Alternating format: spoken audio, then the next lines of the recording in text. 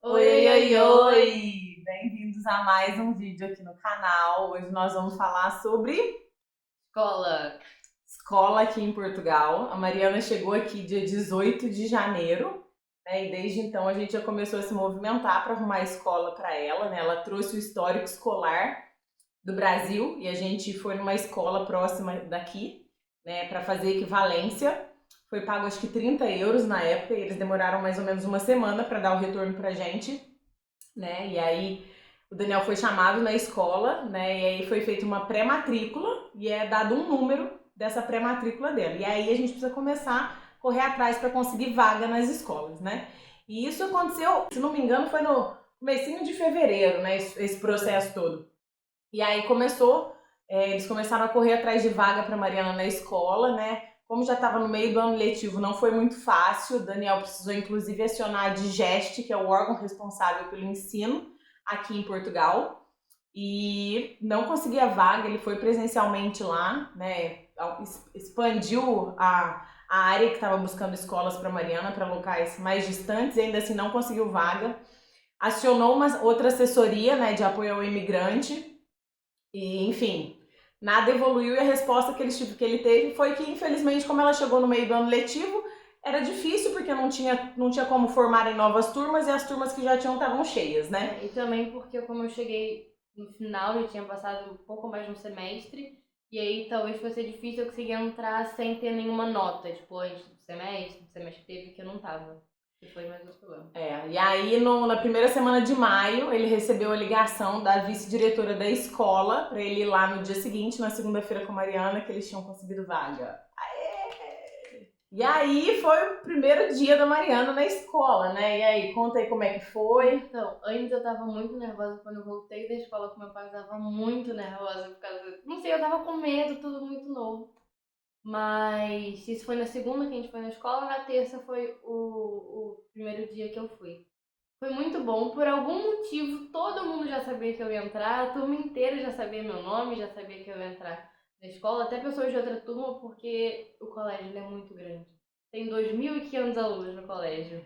E assim, então só do ano que eu vim fazer agora, que é o oitavo ano, tem 7 turmas. Lembrando que é uma Então, escola pública, né? Aqui da região onde a gente mora. e aí tem 7 turmas do oitavo ano e praticamente todas as turmas sabiam que ia ter uma aluna nova, sabia que eu ia entrar. E logo que eu cheguei na escola, aqui são por, não sei se são todas as escolas, mas imagino que algumas, elas são separadas por pavilhão, que são como se fossem uns prédios baixinhos que aí tem as salas lá dentro. Não sei exatamente quantos tem na escola de agora, mas eu sei que tem vários, e aí dependendo da aula, tipo, vai mudando a aula, você vai mudando de pavilhão, vai mudando de sala. Algumas aulas estão na mesma sala, mas inclusive tem uma sala que é que a gente usa mais frequentemente. Mas geralmente você tem que mudar de sala, mudar de pavilhão. E é isso, acaba a aula. Entre uma aula e outra, a gente tem intervalo de 10 minutos. E durante todas as aulas, mesmo se for da mesma matéria, tipo, 2 tempos de matemática, e entre eles a gente vai ter uns 10 minutos. Que aí é o intervalo que a gente tem, porque a gente não tem, diferente do Brasil, a gente não tem aquele intervalo de normalmente meia hora, que depois de um certo tempo tem um intervalo, a gente não tem, mas a gente tem esse intervalo de 10 minutos. Entre as aulas. E até. E você viu, foi uma coisa que você viu muita diferença, né? A quantidade do colégio, que no Brasil o teu colégio era uma escola particular e bem menor, né? Era bem para o prédiozinho e você tinha, cada turma tinha uma sala. E aí você ficava na sala o dia inteiro, os professores que iam, os professores que entravam e saíam. E aqui é você que muda de sala, né? Tem até umas salas que a gente fica, só que não exatamente fica, porque a gente tem que sair de sala nesse intervalo.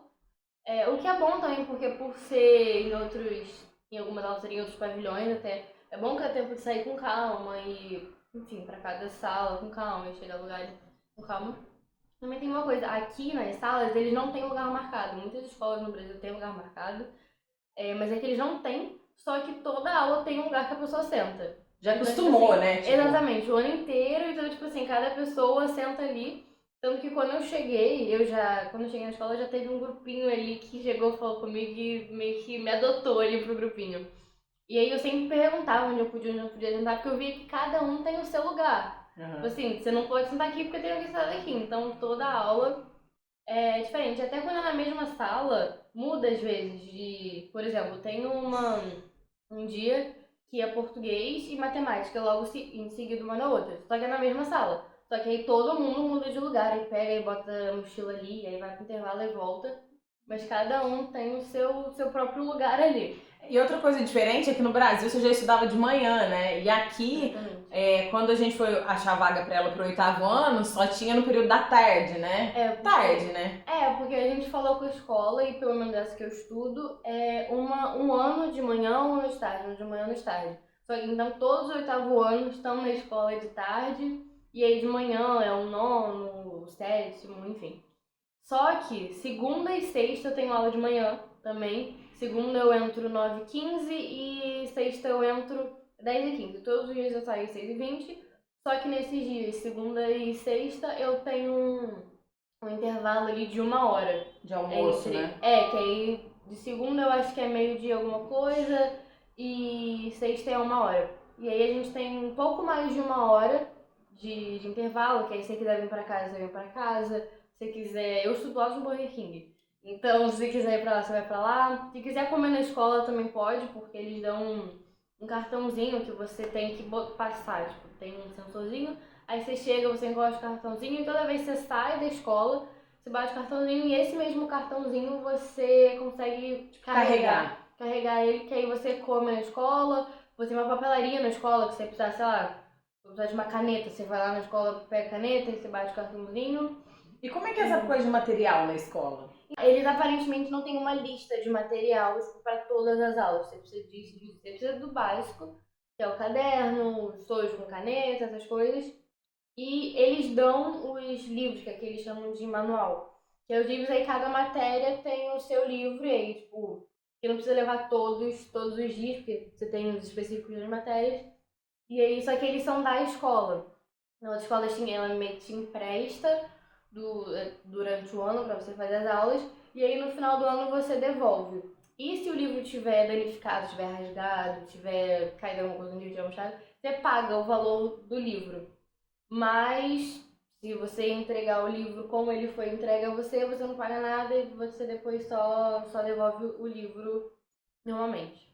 E também tem outra coisa que eles dão o laptop para os alunos. Não é tipo, nossa, um laptop, mas é um laptopzinho que eles dão também para todos os alunos. Eu não recebi, porque eu não recebi nem o manual e nem o laptop, porque eu já cheguei no final, então o livro também não tinha mais, enfim.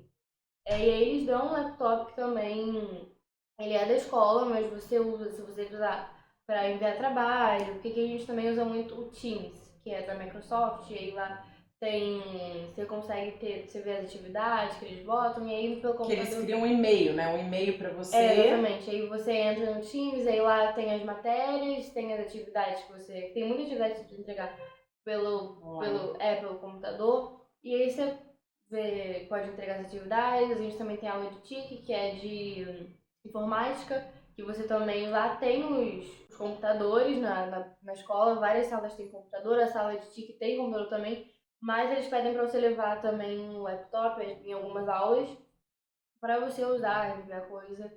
E enfim, também tem outra coisa que eles usam muito no laptop, que é nas provas de aferição. Também é uma coisa que não tinha no Brasil, mas que aqui tem, que tipo, você chega na escola no dia da prova, tem que apresentar cartão cidadão para você entrar, porque é uma prova que ela vai direto pro governo, que é uma prova que, de certa forma, avalia o seu conhecimento também, mas avalia também muito o professor, de se ele tá dando a matéria bem, se ele tá dando a matéria certa, e essas provas elas vão direto pro governo. Para ranquear a escola, né? Saber o nível da escola.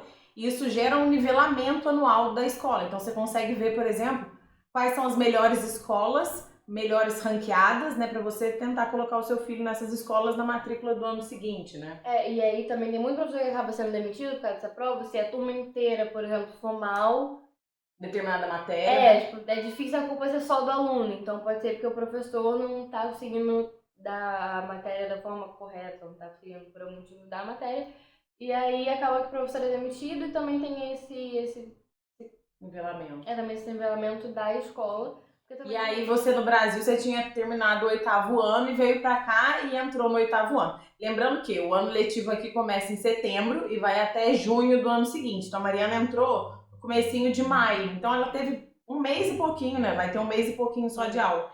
E as matérias eram iguais do Brasil? Tinha matéria diferente? Então, agora a gente tá no final do 8º ano, então eu já imaginei que algumas matérias eu já fosse ter dado, assim como aconteceu. Só que me surpreendeu que praticamente todas as matérias que eles estão dando aqui eu já dei. E não me surpreendeu porque é que eles estão no final do ano. Então, matérias que eu dei no início do ano, que eu dei no meio do ano, eles estão dando agora no final do ano. Mas o que foi até bom, porque eu fiquei um bom tempo sem estudar, né? Desde que acabou o ano letivo do Brasil até agora. Então foi até bom que eu tô pegando mais um pouco mais de matérias, tá sendo mais fácil. As únicas 2 matérias que eu não tive essa sorte foi francês, é que eu tenho aula de francês. Não sei muito bem o que dizer sobre isso, porque eu achava que francês fosse muito mais fácil do que realmente é. Mas assim, olhando as matérias, você tinha português no Brasil, aqui você tem português. Matemática você tinha no Brasil, aqui você tem matemática. Inglês tinha no Brasil, aqui você tem inglês. Teve mais matérias diferentes, assim? Então, tirando o francês, que além de ser uma matéria que eu nunca tinha tido na vida, e eles já estavam muito mais avançados que eu, porque eles têm, se não me engano, há um ano e meio mais ou menos francês, eu não tinha nada. E também teve físico-química, que aqui chamam físico-química, mas que na verdade é só química, não tem nada de física na matéria. Que era uma matéria que eu tava começando a dar, química, no ano passado. Quando ela fala dar, é tipo... Ela tava a receber, na verdade, né? Ela já tava aprendendo. Já tava dando a matéria, porque fala que tava dando a matéria, que tava aprendendo a matéria. Enfim, que eu tava começando lá e que eles também já estavam mais avançados, e pelo nome físico-química eu achava que ia ser física e química, mas é só química, não tem absolutamente nada de física. Tipo, história tem igual, geografia história, tem igual. mas não é igual. Porque eu tô aprendendo de história aqui, eu dei em história da arte do Brasil, e que arte é uma matéria que aparentemente eles não têm mais tempo. Porque aqui tem uma matéria que é educação visual, que é como se fosse arte, mas é realmente mais uma educação visual. Então a gente aprende sobre círculo cromático, sobre reflexo, assim, coisa mais assim, que também é um pouco diferente da arte que tem no Brasil, mas é o mais próximo de arte que a gente tem. E foi o que eu falei, em história, por exemplo, tô dando uma matéria que eu dei em artes, que era sobre o Renascimento, que eu não cheguei a ver em história da arte. Uhum. Mas tirando isso, tirando francês e físico-química, eu lembro que você falou que a educação física também teve umas coisas diferentes, né? Tipo a estrutura, os galpão, a sala, as ginásios, né? Porque também, assim, educação física no Brasil é uma coisa mais queimado. Aí tem uma aula ou outra que é aula livre, aí o povo joga futebol, aí joga vôlei, mas é geralmente tipo, mais brincadeiras, tipo, queimado, bomba atômica, essas brincadeiras que eu detesto quase todas praticamente, mas que era basicamente as coisas que tinha. Tinha vôlei, futebol, as coisas, mas era mais... não era tão a sério assim uma educação física realmente. E aqui foi uma coisa que eu também achei diferente, que foi a educação física, que é realmente educação física. Eu tenho, por semana, eu tenho 3 educação físicas, uma é um tempo na quarta e outro que são 2 tempos na sexta. E elas são em lugares diferentes, são ginásios diferentes. Tem um ginásio que é o que a gente faz na quarta-feira, que ele é mais um ginásio mesmo. É tipo uma quadra, assim. Fechada, assim? Uma quadra fechada, assim, que tem aquele chão de quadra mesmo. E aí lá joga futebol, joga vôlei, aí também joga muito frescobol, que eu também... Não é frescobol. Como é que é o nome? Não é frescobol, eu falei, mas não é frescobol. É aquele que é tipo uma petecazinha. Ah, eu sei qual que é. Como é que é o nome? Não sei, mas eu sei qual que é um negócio, uma bolinha com um negocinho assim. Exatamente. Tá. Esse jogo que eu não lembro o nome, mas também eles jogam bastante aqui. Todo mundo parece saber jogar os jogos que eles jogam. Geralmente futebol, vôlei, badminton. Aí todo mundo sabe jogar futebol, vôlei, badminton. Aí que eles não fazem, por exemplo, muitos queimados, mais brincadeiras assim. E aí também tem uns testes que eles fazem que ajudando a nota de educação física, pela participação, pelo quanto você sabe, se você joga bem, se você joga mal, porque realmente ensinam, então... Te avaliam por isso, né? Então como ensinam é pra você saber jogar. E também eles têm umas avaliações que inclusive eu tive que fazer agora, que é de flexão abdominal e... A flexão abdominal e... Abertura, tipo... Não é elasticidade. Como é que Pode ser elasticidade. Não, mas é flexibilidade. Que aí, enfim, o de flexão é flexão, abdominal é abdominal, de flexibilidade você senta no chão. Aí a professora te dá uma caixa que ela tem uma fita métrica em cima, você bota seu pé na caixa, tem que esticar o braço em cima da caixa pra ver até onde que você tem a flexibilidade pra alcançar. Eu fiz 12, a menina que estava comigo fez 48. Mas não sou uma pessoa muito flexível. Mas enfim. Você tá duro, né, Mariana? Pelo jeito, Exatamente. você precisa esticar mais. Exatamente, então talvez não fui tão bem. Mas enfim, aí tem esse teste de abdominal, de flexão. E também tem os testes do jogo e também tem um que também conta com a nota, que é o teste vai e vem. Que tem que literalmente correr, vai e vem na quadra. E as meninas, pra ter uma nota positiva, tem que ir e voltar 23 vezes, os meninos 50 e pouquinho. E o máximo é 100. Num período de tempo X. Tipo assim, apita e você corre e você tem que chegar do outro lado até apitar de novo. E aí você tem que ir e voltar as meninas. Eu falei 23, mas eu acho que é 28 vezes. Você tem que ir e voltar. Antes do teu apitar, se você chegar lá depois do teu apitar, você tem duas, tipo assim, você pode chegar depois, por exemplo, 2 vezes. Tipo, você pode falhar 2 vezes. Que senão você sai. E aí você pode ficar com nota negativa se você não conseguir correr mais de 28 vezes. Vai e vem. E se você for menino, 50 e pouquinhos. Mas... E é difícil, porque vai diminuindo o tempo que você tem pra correr. No início dá pra ir mais devagar, mas é muito cansativo. É realmente uma atividade física, né? Educação física. É pra você realmente fazer exercício, né? E tem a outra educação física, que é na sexta, que eu tenho os 2 tempos seguidos. Essa é a única aula que quando tem 2 tempos seguidos a gente não tem intervalo, que é a educação física. Que essa de sexta-feira, ela é mais uma ginástica. Que aí tem aqueles colchões, tem aquele pula-pula que ele é meio inclinado. Aí você tem que tipo, pular no colchão, segurar no joelho e cair no colchão com a perna dobrada. É tipo uma ginástica mesmo. Exatamente. Aí você tem que dar cambalhota, aí tem que dar estrela. Eu nem cambalhota sei dar. Então, assim, essa exercício é complicada. E aí tem que ter um sapato específico pra fazer, talvez por causa do chão, não sei, porque o sapato não mudei muita coisa. Mas aí você tem que fazer uns circuitos, que aí você tem que pular, segurar o joelho, cair, dar cambalhota, dar estrela, aí tem que fazer vela. Aí tem que, enfim, é bem uma ginástica bem um pouco divertida. Uma ginástica. Mas é diferente. É bem diferente da do Brasil e é uma diferente, porque realmente a educação física é uma educação física mesmo e tem essa parte mais da ginástica que exige um pouco mais de flexibilidade que eu não tenho. Mas é isso, a educação física é basicamente isso. Pra quem realmente gosta de, sabe, quem gosta mesmo de se exercitar, fazer esporte, né, como eles chamam aqui, é muito interessante, mas eu como uma pessoa mais na minha, digamos, é mais complicado. Mas é bom, é uma boa educação física. E eles fazem muito estímulo para eles em relação à cultura, né? Então a Mariana, assim que ela entrou, teve uma visita no zoológico, né? Aqui, que se não me engano são 25 reais, 27 reais. Eu acho que é 27,5 a meia entrada. Euros, no caso. Desculpa, 27 euros. O valor, e aí indo pela escola, os alunos pagaram um valor bem mais baixo. Se não me engano, foi uns 5, 6 euros mais ou menos por aluno. E é subsidiado pelo governo restante. Então é realmente um estímulo para a cultura, né? Para conhecer coisas diferentes. E eles acabam fazendo esse tipo de programa com eles com uma certa frequência, né? Em relação a isso também, até as aulas, elas também estimulam, por exemplo, educação física. Você tem ginástica, que não é uma coisa tão comum, tem no Brasil. Aula de TIC, por exemplo, realmente você desenvolve jogo, você desenvolve site, você desenvolve quiz. Então é uma coisa bem. E também tem uma outra aula que eu não tinha no Brasil, que é cidadania. Aqui toda segunda-feira tenho cidadania, que é realmente uma aula sobre cidadania. Nas últimas aulas a gente estava falando sobre agressão, tipo, física, psicológica, sobre o órgão que defende vítimas de agressão. E aí é mais sobre isso mesmo, é sobre cidadão no geral, cidadania. Sociedade, esse tipo de coisa, né? E aí nas últimas 2 aulas a gente tava falando sobre isso, a gente fez até um quiz com as perguntas a gente respondia sobre esses temas.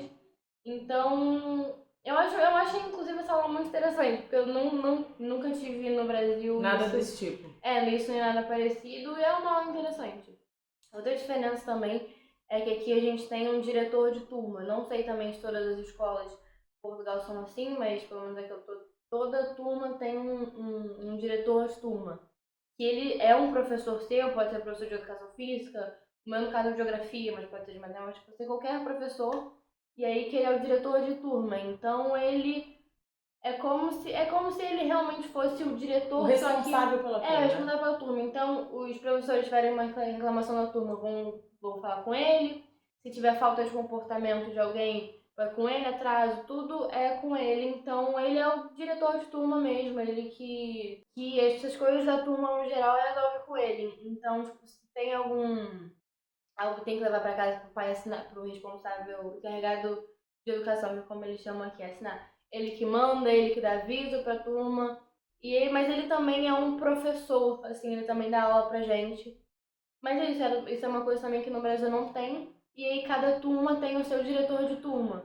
Então, eu achei isso interessante até, porque isso é, como por exemplo, acontece uma coisa, você não vai direto com o diretor, você vai com o diretor de turma. Ele foi, inclusive, a pessoa responsável, né? Ele entrou em contato com o Daniel, assim que a Mariana entrou, acho que a Mariana já tinha uma semana de aula, ele entrou em contato com o Daniel, agendando uma reunião para saber um pouquinho dela, o que ela, na verdade, saber do Daniel, o que a Mariana estava achando da escola e já passar uma visão que os professores estavam tendo, perguntar se ele estava tendo algum tipo de dificuldade, né? E aí, claro que ela estava tendo dificuldade com o francês, né? Era meio óbvio. Mas enfim, ele tem essa proximidade com os pais, né? Então ele agendou uma reunião, o Daniel foi até lá, conversou com ele, né? Ele explicou algumas questões para o Daniel que é diferente do Brasil e fez essa comunicação aí de como que os professores já estavam vendo os entendimentos da Mariana em relação à matéria que estava sendo dada e passou para ele também esse sentimento, né, da Mariana. Então é uma forma de contato mesmo entre a escola, né, que ele acaba sendo essa pessoa mais responsável pela turma, com os pais. E outra coisa também que eu já falei, mas só pra dizer que aqui, por exemplo, no Brasil é tudo com o responsável. Então, tipo, manda pro responsável assinar aqui não, aqui é encarregado de educação. No início eu até tinha estranhado, eu não tinha entendido exatamente o que era, ou o que a gente chamaria de responsável, mas qualquer coisa que vão se referir ao que no Brasil seria o responsável, aqui é o encarregado de educação, que até faz sentido, porque não necessariamente ele é o seu responsável, ele é o seu encarregado de educação, é quem vai à escola, vai resolver os problemas, enfim. Que no caso, óbvio, que é o Daniel, e ele, inclusive, que deu todas as autorizações. Porque, por exemplo, não são todas as crianças que estão liberadas para entrar e sair da escola a qualquer momento. Quando o Daniel foi fazer a matrícula da Mariana, ele deu essa liberação de que ela, por exemplo, podia entrar e sair, teria essa liberdade de entrar e sair entre uma aula e outra, para vir para casa no horário de almoço. Então, assim, o responsável de educação, no caso, que faz... O encarregado de educação, no caso, que faz todo esse trâmite, né, de comunicação com a escola, que realmente vai ser a pessoa que vai acompanhar a criança desde então. Ela não tem que usar uniforme. O que eu achei que ia ser ótimo, mas na verdade é um grande problema. Porque assim, você tem uniforme, você sabe que você tem que vestir todos os dias, né? Se você não tem uniforme, você acaba usando a sua roupa e acaba misturando roupa que é pra sair com roupa de ir pra escola, e fica que roupa que eu vou, então fica um pouco tenso, né? Aí também tem esse negócio que todo dia anterior você tem que parar pra pensar numa roupa que eu vou. Porque, por exemplo, dia de educação física é um dia que você tem que se movimentar mais, é um dia que você precisa ir com uma roupa um pouco mais confortável pra correr, pra jogar, pra dar cambalhota, pra dar estrela, enfim. Então é uma coisa que você tem que ver realmente todo dia, quando você chega da escola. Eu, pelo menos, prefiro escolher no dia anterior pra no dia não ter nenhum problema, assim. Então no dia anterior você tem que parar, sentar, pensar numa roupa que você vai. E eu sempre, quando era mais nova, sempre sonhei em estar numa escola que não tinha uniforme. Tipo, nossa, é maravilhoso. Hoje eu queria muito que tivesse uniforme na escola. Mas sabe o que eu falei pra ela? Assim, você pode comprar, pega 2 calças jeans, usa aquela calça jeans, vai sempre faz o uniforme. vira seu uniforme, vai sempre com aquelas calças jeans, com aquela blusinha branca, vira teu uniforme, sempre calça jeans e blusa branca. Mas acaba que a gente também enjoa, né? Quer vestir uma coisa diferente. Porque é difícil, porque você não precisa ir arrumado, porque você tá indo pra escola, mas também não dá pra ir, tipo, com uma bermuda e uma blusa largadona, assim. Se você quiser, você vai. Mas tem que ter esse balanço aí entre o agradável e o não tão arrumado, mas enfim. E agora a pergunta que não quer calar, né? Estamos em Portugal, a escola, claro que os professores são portugueses.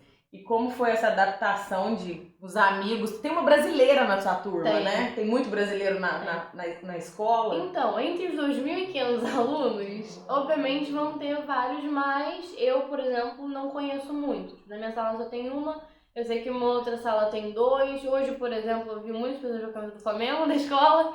Então, você vê, ele tem bastante brasileiro, mas acaba que eu não... E outras nacionalidades, você já reparou? Tem muita gente que vem de países africanos, tem gente também que eu já vi que veio até de outros países da Europa, mas também tem os brasileiros, né? Porque todo canto tem os brasileiros. Mas e os professores e os alunos falando o português de Portugal? Como está sendo essa adaptação? Assim? Então, acho que agora já deu, nessas 3 semanas, exatos 2 dias que eu tô tendo aula, eu já consegui dar mais uma acostumada, assim, mas tem umas palavras, assim, umas coisas que eu não entendo. Então, às vezes, se eu não, dependendo do professor, se eu não estiver olhando pro professor fixamente enquanto ele fala, eu não consigo entender exatamente o que ele tá falando. Então, tipo, eu tenho que ficar prestando atenção na boca do professor pra ver como tá se mexendo pra eu entender, assim. Mas tem uns que acabam que são mais fáceis de entender. E, por exemplo, na primeira semana, a que eu tive mais facilidade, eu achei que foi a professora de matemática. Não sei se é porque as palavras tendem a ser mais iguais, não sei se é pelo jeito que ela fala, não sei.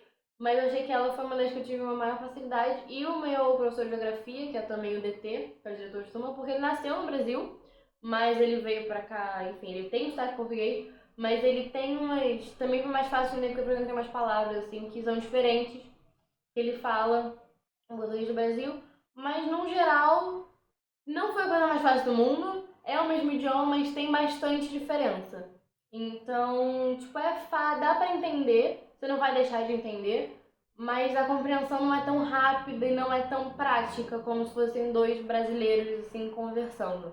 Mas não é a coisa mais difícil do mundo. Eu acho que com o tempo você vai acostumando e vai ficando cada vez mais fácil. Inclusive essas palavras que mudam, você vai entendendo o que é e aí vai... Acaba que facilita. Vai ficando normal, né? Vai acostumando mesmo. É.